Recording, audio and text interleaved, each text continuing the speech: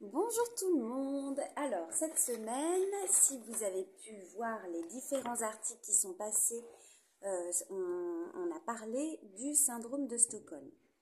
Le syndrome de Stockholm, comment le diagnostiquer? Le syndrome de Stockholm, c'est quand une personne éprouve de la compréhension, voire de la sympathie ou encore même de l'amitié vis-à-vis de son agresseur, de son bourreau.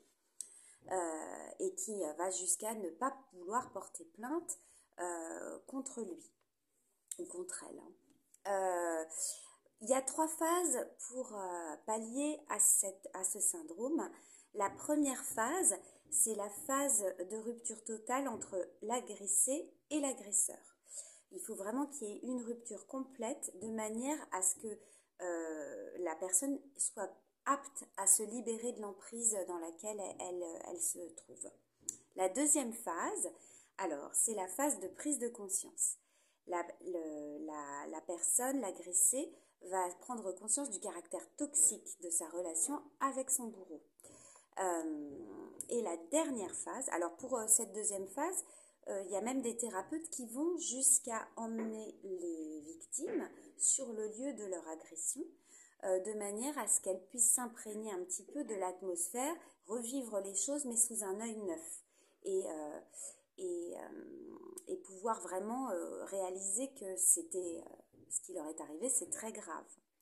La troisième phase, c'est la phase thérapeutique. Alors pour cette phase thérapeutique, on va en fait faire réaliser les faits. C'est un petit peu comme si on demandait à la personne de prendre un regard neuf sur la situation, un regard extérieur. Elle est plus à l'intérieur de ce qui s'est produit, elle est à l'extérieur et elle est soit spectatrice, soit ce qui marche très bien, c'est l'écriture thérapeutique. L'idée de rédiger comme une troisième personne, quelqu'un qui est témoin de l'agression, ce qu'elle a sous les yeux. Ça va vraiment l'amener à accentuer cette prise de conscience et à complètement pallier au syndrome de Stockholm. Ce côté narrateur marche très bien en EFT aussi avec ce qu'on appelle la technique du film qui nous fait un petit peu comme si on appuyait sur play pour regarder et analyser la scène. On la fait défiler sous les yeux par le souvenir et on la fait travailler. Une technique qu'on utilise aussi avec l'hypnose. Voilà.